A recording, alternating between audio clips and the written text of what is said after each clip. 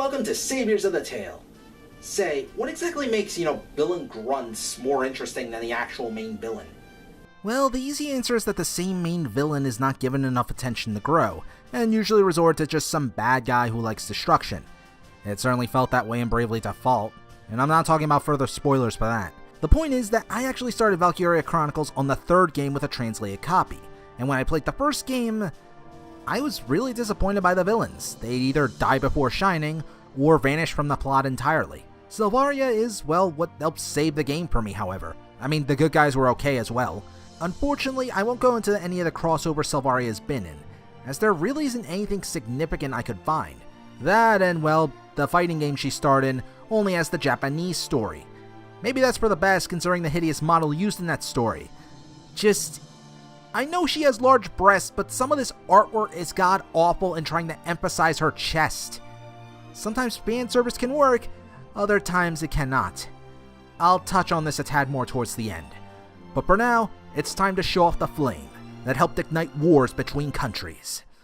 Hailing from East Europa as part of the Imperial Alliance, weighing in at 156 pounds, serving as the right hand of the Emperor himself, known and feared as a witch of war, Selvaria Bles!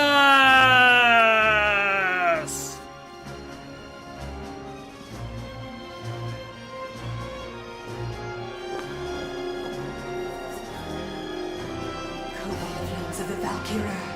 Smite our foes! Selvaria Bles is the Brigadier General of the Imperial Army, serving Maximilian as one of the best soldiers and generals. Despite being at the young age of 22, I feel so old. She is incredibly talented normally, having a great knowledge of tactics and leading her forces, and wielding two of the most dangerous weapons known to man. No, not those!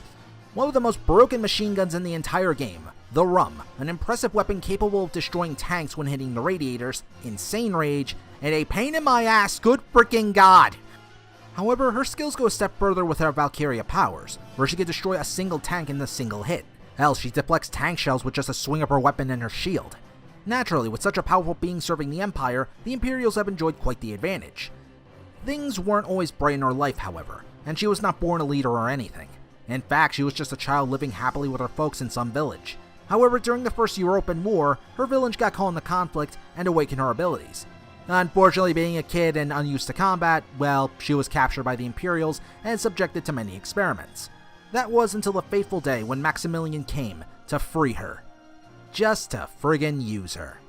He certainly disguised it well enough, giving her the finest training and education to shape her into a deadly weapon in the army. Helping matters for this asshole was Selvaria damn near seeing him as a god for helping her, ensuring she would always use her abilities only for him. Remember, being an experiment since childhood isn't exactly a pleasant thing and can screw up the frickin' mind. Her dedication wasn't completely blind and only to Maximilian, however. The DLC for her in the game shows another side of her during the war as she tries to help her new engineer Johann adjust and survive in her new squad. Despite the Imperials fearing Selvaria as well given, well, her insane power, Johann is one of the few to actually show her kindness for her aid. But what's more important is Johann being motivated to take more action and dedicated to his commander. Thankfully, well, despite being the villains in the main conflict, the rookie is successful in healing Selvaria so she can tear a new hole in this asshole's army. Unfortunately, we will sadly see this douchebag again. And during all of this, she rarely if ever used her Valkyria powers. And she doesn't really need Valkyria power to motivate her troops, as she is an effective commander and clearly cares about those under her command. When compared to other obviously evil bad guys, she stands out for being smart and a symbol of motivation, to help give them more of a purpose and bring out their potential, just like Maximilian did for her.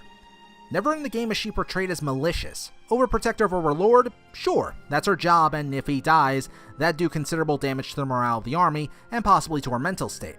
Anything else, she's simply doing her duty, and we'll see more examples later. She unfortunately doesn't have many scenes, and after seeing her fiercely protecting her lord and fighting for him, even blowing up tanks, more of her character is sadly cut down when she is beaten by Alicia. Now, what could have been a good character moment is just turned into a curb stomp, as Alicia easily beats Selvaria with no effort, or even control over her new form. Alicia was more of a zombie or a puppet than anything else. She beat Selvaria because...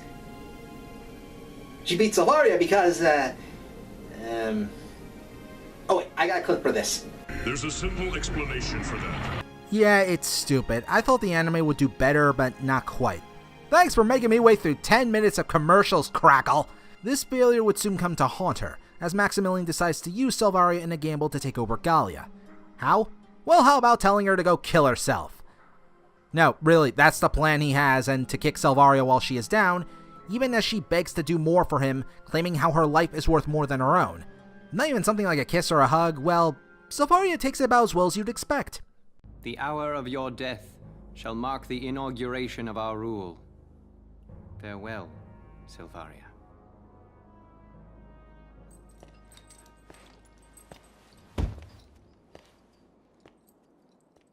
Well, fuck that guy. Now, here's the thing before we go into Selvaria's last moments.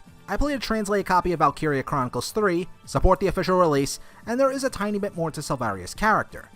Mainly from the perspective of one of the main characters, Imka. See, while Selvaria was still being experimented on, she kinda, sorta, maybe blew up a village. Specifically a Darkson village called Toluca. It wasn't intentional on her part as she lost control of her powers and didn't participate willingly. Keep in mind this was probably before Maximilian saved her. The one survivor, as you expect, is Imka, and she is sporting a large vengeance boner, down to the point where she kinda suffers a ton of trauma just seeing the Valkyria form.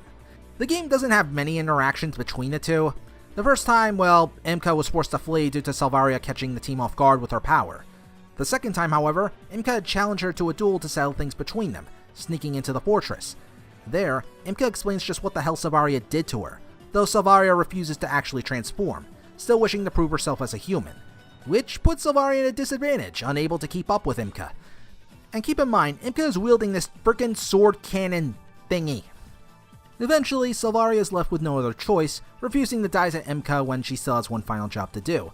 Of course, while both Imka and Selvaria are capable of taking down tanks, only one is pretty much bulletproof. Kinda sorta. What follows is a curb stomp, leaving Imka defeated, but not dead. Yeah, Selvaria actually spares her, claiming Imka at least has some place to return to. Not that Selvaria plans to die, of course. She even gives Imka back to her squad, the Nameless, telling her commander to tell Imka to keep trying to live despite this failure. And it's at this moment that Kurt and Maximilian actually have something in common, as Kurt is the one to give Imka a new purpose beyond revenge, while Maximilian saved Selvaria's and gave her a new reason to live. The difference is that Kurt valued Imka as a true friend, while Maximilian is just, well, an asshole and only liked her for her power. Thing is, Selvaria already realizes she is being used and likely fought as a human to prove she was just as strong as a human being as well, just to prove her worth. Because honestly, her head is twisted just enough that Maximilian is the only person she can ever really look up to. And well, when you don't write a lot of characterization in the script, this is kinda what happens. After being defeated by Welkin's group, she's confronted by Alicia and probably with a one scene where they actually talk to one another.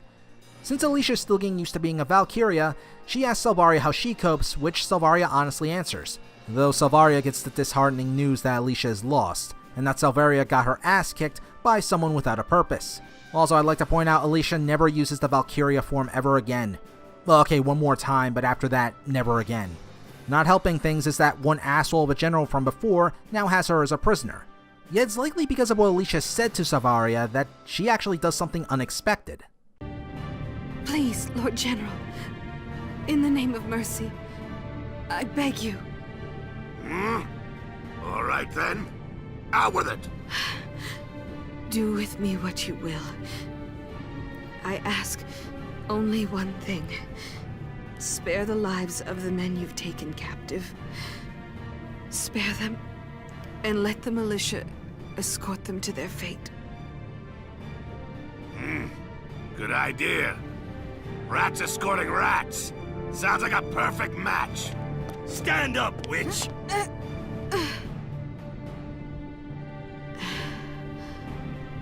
I have found the purpose to justify my life.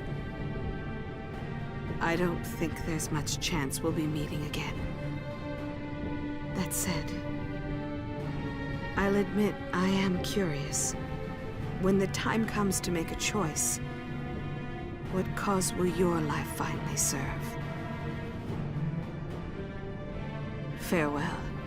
By doing this, she spared the militia team from her final flame. Really, she could have used it right then and there, and even as she is shot, she could have used it no problem. With the little life she had left, not only she tried to make sure her own men survived. Oh, and in case you're wondering about Johann, well, he became an enemy ace captain, and you can actually kill those in this game, and I killed him for his weapon. Don't look at me like that. It had to be done. Besides, his weapon was crap anyway, so he was gonna die out there eventually. But to make sure Alicia found her own purpose as well. It's likely Selvaria saw a bit of herself in Alicia in that one moment. Sure, it would likely hinder her lord, but it was either that or everyone dies to the final flame. And there's really no consequence for that for Maximilian. Or worse, the final flame is somehow stopped by Alicia, another freaking Valkyria. The good news is that her words do affect Alicia, and she goes on to do her own thing, to find the thing she wants to fight for the most as well.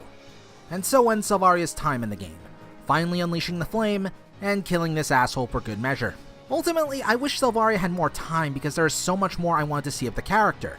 Instead, she's killed off to make room for Maximilian, who was unfortunately uninteresting. Sure, his backstory had potential, but we hardly ever see scenes of them together, and he's otherwise extremely forgettable. At least with Selvaria, there's the interesting ideas of how she could adapt without her lord, or war in general, conflicting ideologies with others maybe, but this is hardly touched on save for her battles against Imka and Alicia. With her death, it's honestly a miracle they could do more with her in Valkyria Chronicles 3. And now it's impossible unless you were in crossover games. And unfortunately, stuff like Project X Zone and Dengeki Buko Climax, however the hell you pronounce that, hardly do anything with her. At the very least, the latter game doesn't have a translated story. At least that's what I assume because I'm not spending that much on a fighting game with characters I hardly know or care for. With all this, it's not like the character would sink lower, until you see the artwork and stuff like the recent figures. She's essentially reduced to pure fan service now. And I usually don't have a problem with this outside of games. Hell, there's one doujin that has her alive, and then a 4-way with the main characters of Valkyria Chronicles 3 that I really friggin' like. Yes, I just recommended you porn. She has her fair share of good figures, and even the one fan service figure is actually done well, but certain artwork and figures just look awful to me. And given the abundance of this crap, she's a character more likely to be known for her giant boobs over any actual character. And that's why I made this damn thing, to show that there is indeed a person behind that frickin' chest. A very flawed being who sadly died, yet surpassed the main villain of the series and was easily memorable. Selvaria, you may not have had a chance to play a hero or even redeem yourself, but you are definitely a savior of the tale.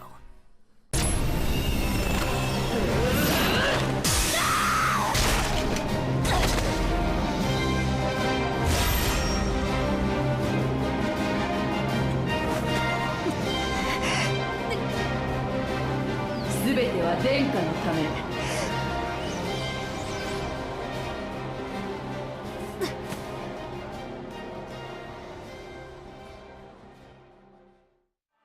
I'm the smartest moron, and can't really think of anyone else who'd actually do an episode on. Maybe I should look to the stars for inspiration.